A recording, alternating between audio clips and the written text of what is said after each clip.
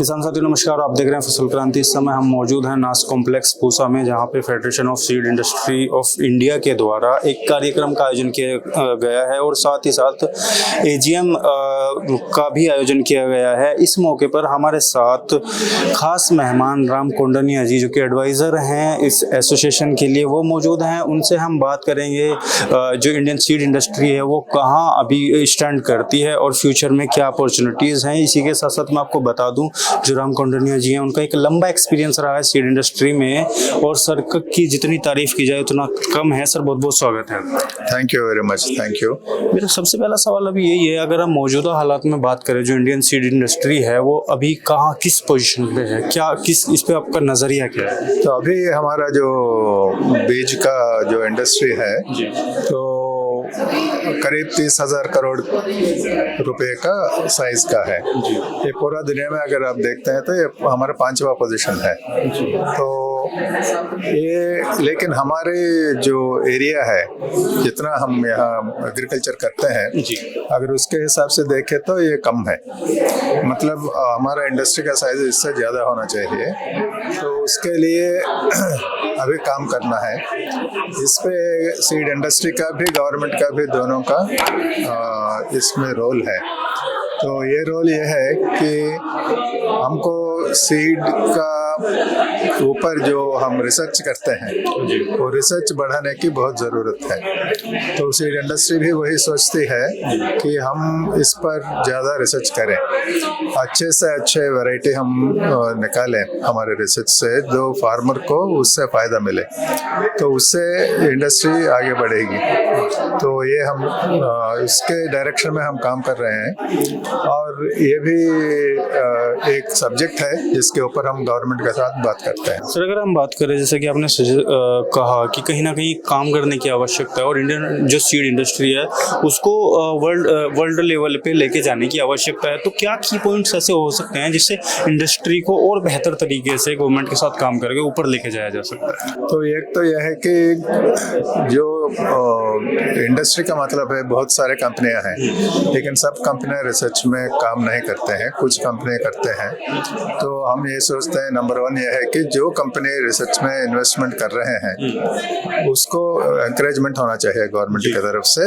वो कौन सी कंपनियां हैं, ऐसे 40-50 कंपनियां हैं, उनको गवर्नमेंट की तरफ से एक इंसेंटिव प्रोग्राम या कुछ सपोर्ट प्रोग्राम होना चाहिए। दूसरी बात ये है कि जो हमारा सीड का जो लॉ है, जो सीड एक्ट हम बोलते हैं, ये सीड एक्ट का इम्प्लीमेंटेशन हर स्टेट में अलग अलग होता है, क्योंकि एग्रीकल्चर जो है वो स्टेट सब्जेक्ट है। तो वो स्टेट्स के बीच में थोड़ा बात करके उसको यूनिफॉर्म करने का ज़रूरत है, क्योंकि इसको ईज ऑफ डूइंग बिजनेस बोलते हैं। वो ईज ऑफ डूइंग बिजनेस थोड़ा कम है सीड इंडस्ट्री का भी, तो ये बढ़ाना चाहिए। ये दूसरी बात है। तीसरी बात यह है कि सीड का एक्सपोर्ट करने का बहुत चांस है। अभी करीब 2,000 करोड़ रुपए का एक्सपोर्ट होता है सीड, लेकिन इसको 10,000 करोड़ तक लेके जाने का अपॉर्चुनिटी बहुत है। इसको करने के लिए सीड इंडस्ट्री को और गवर्नमेंट को, दोनों को इसके ऊपर काम करना पड़ेगा। तो कुछ रूल्स है सीड एक्सपोर्ट करने के लिए। सीड्स एक्सपोर्ट का जो रूल्स है उसमें थोड़ा फ्लेक्सिबिलिटी लाना चाहिए, स्पीड लाना चाहिए। फ्लेक्सिबिलिटी से ज़्यादा स्पीड लाना चाहिए प्रोसेस में, और थोड़ा आसानी से, जो अंग्रेजी में सीमलेस बोलते हैं, वो सीमलेस प्रोसेस इसमें आना चाहिए। आज का जो कार्यक्रम था सर, चूँकि आप एडवाइज़र भी हैं फेडरेशन के लिए, तो आज का जो कार्यक्रम था जिसमें लैब टू लैंड का डिस्कशन किया गया, तो क्या लगता है, क्या ये मतलब क्या चैलेंजेस हैं लैब से लैंड तक ले जाने के लिए? जब हम देखते हैं तो लैब से जो टेक्नोलॉजी है उसको कहीं ना कहीं किसानों तक पहुंचाने की बात होती है, पहुंचाना है जी। तो बहुत सारे, इतने सारे कंपनियां हैं, गवर्नमेंट का भी ICAR का सिस्टम है, दोनों तरफ से बहुत सारे सारे नए प्रोडक्ट्स आते हैं हर साल जी। लेकिन ये सब फार्मर के लेवल पे नहीं जाते हैं। इसका कारण बहुत है कि ये एक वैरायटी हमको फार्मर के लेवल पे लेके जाना है, तो उसको लेके बहुत सारे अप्रूवल्स चाहिए, परमिशंस चाहिए, तो उसमें थोड़ा टाइम लग रहा है ज़्यादा। तो 2-3 साल उसमें लग जाता है, कम से कम 3 साल तक कम से कम लग जाता है, तो उससे थोड़ा डिले होता है फार्मर लेवल पे जाने के लिए। दूसरी बात यह है कि फार्मर लेवल पे जाने के लिए एक्सटेंशन की बहुत ज़रूरत है, मतलब फार्मर को एजुकेट करना, फार्मर के फील्ड में डेमोन्स्ट्रेशंस करना, मीटिंग्स करना, और ये सब करने की आवश्यकता है। इस पर भी टेक्नोलॉजी की इस्तेमाल आजकल ज़्यादा हो रहा है, जैसे डिजिटल टेक्नोलॉजी है जी। तो डिजिटल टेक्नोलॉजी के माध्यम से हम ज़्यादा फार्मर्स को स्पीड के साथ, तेज़ी के साथ हम पहुंचा सकते हैं। ये भी काम चल रहा है अभी, तो इस पर भी थोड़ा और जोर देना चाहिए। यानी डिजिटल जो माध्यम है, कहीं ना कहीं जो टेक्नोलॉजी एक्विजिशन है फार्मर के द्वारा, वो बहुत तेजी से किया जा रहा है।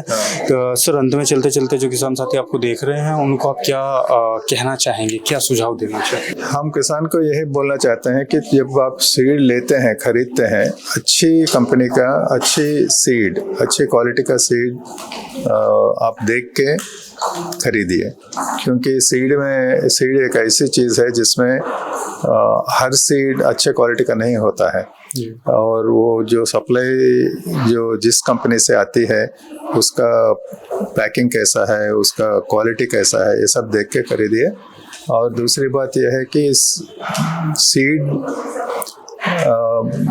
सीड को आप जिस तरह से इस्तेमाल करना है, इसको जो सीड ट्रीटमेंट होता है उसका, कई किसान ऐसे हैं जो सीड सेव करते हैं फार्म पे, तो उसको सीड ट्रीटमेंट नहीं करते हैं। तो सीड ट्रीटमेंट करने से भी पैदावार बढ़ती है। तो ये फार्मर लेवल पे मैं यही बोल सकता हूँ कि अच्छी क्वालिटी का सीड खरीदे जब भी आप खरीदेंगे, और जो आप देख के खरीदते हैं, जैसे डेमोन्स्ट्रेशन देख के या किसी दूसरी फील्ड में उसको देख के फिर खरीदिए, उसका क्वालिटी देख के खरीदिए। बहुत बहुत शुक्रिया सर हमारे साथ जुड़ने के लिए। थे हमारे साथ राम कौंडनिया सर, जिन्होंने बताया कि आज का जो कार्यक्रम था उसमें लैब टू लैंड का जो एक मुद्दा था, वो उसमें किन बातों पर चर्चा की गई, और साथ ही साथ जो भारतीय बीज उद्योग क्षेत्र है उसको एक वैश्विक स्तर पर ले जाने के लिए किन चीज़ों की, किन परिवर्तनों की आवश्यकता है, इसी तरीके की और भी जानकारी हम आप तक पहुँचाते रहेंगे। देखते रहिए फसल क्रांति। धन्यवाद।